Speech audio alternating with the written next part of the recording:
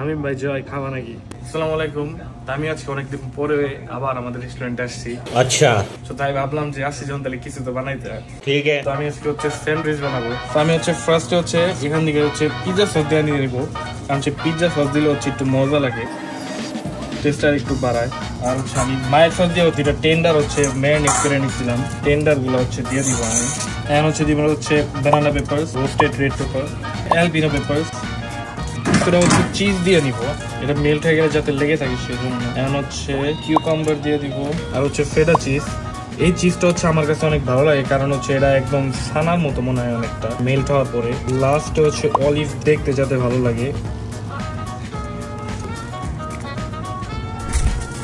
Look at that size. তো এখন হচ্ছে এটা এইভাবে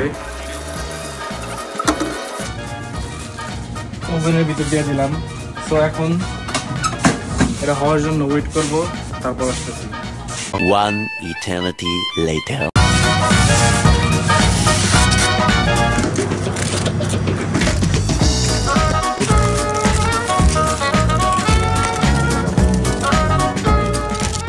দেখতে কেমন লাগতেছে সেই না? এখন হচ্ছে একটা বাইট দিতে হবে, ওয়েস্ট হয়ে যেতেছে, ঠান্ডা হয়ে যেতেছে। বিসমিল্লাহ।